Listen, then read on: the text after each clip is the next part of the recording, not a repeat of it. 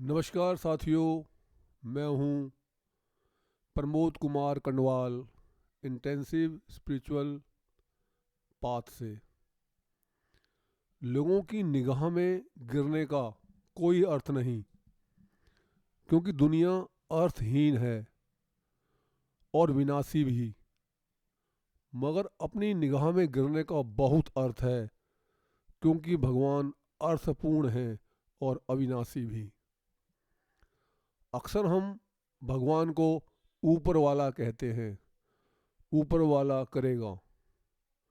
भगवान ऊपर आकाश में रहता है, तो हम भी तो आकाश में ही रहते हैं।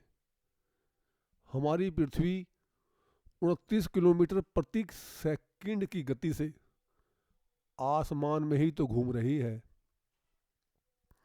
जिस आकाश में हम हाथ घुमाते हैं, चलते फिरते हैं, खरबों खरब मील ऊपर भी ऐसा ही आकाश है। 1% का भी अंतर नहीं है। क्या हमारा सर हमारे धड़ से 6 इंच ऊपर रहता है?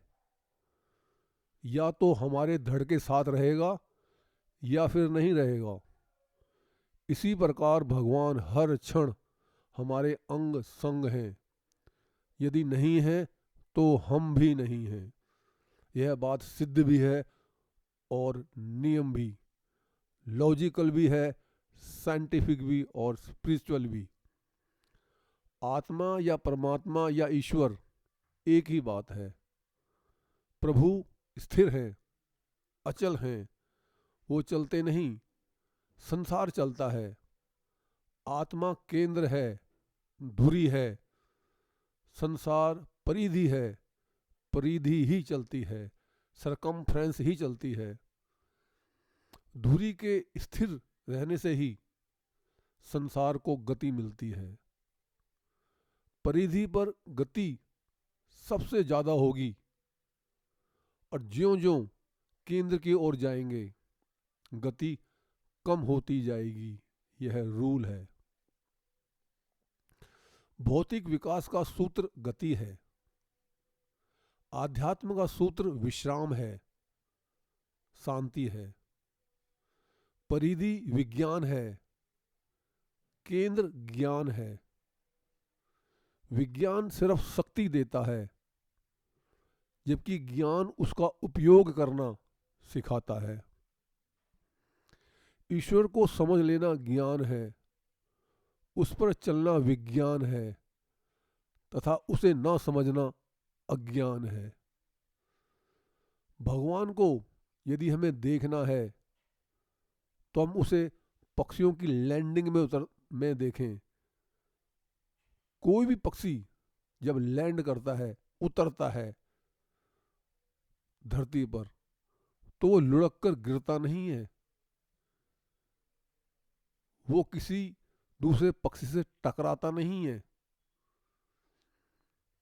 पानी के नल की आवाज में देखें परमात्मा को, प्रेशर कुकर की सीटी में देखें, कहते हैं कि भगवान तो दिखता ही नहीं है।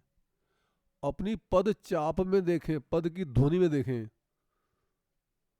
पत्नी बहू द्वारा परोसे गए भोजन में देखें, शौच के पश्चात प्राप्त खाली पेट के सुख में देखें, घर, दफ्तर, समाज और दुकान में स्वयं द्वारा किए जा रहे कार्य की ऊर्जा में देखें, माता पिता, पत्नी, पुत्र द्वारा किए गए निस्वार्थ सेवा व निस्वार्थ प्रेम के प्रेम में देखें। हमारे शरीर के बाहरी और भीतरी अंग कितने सहयोग और कितना व्यवस्थित होकर कार्य कर रहे हैं, उसकी इस अद्भुत कार्य प्रणाली में देखें।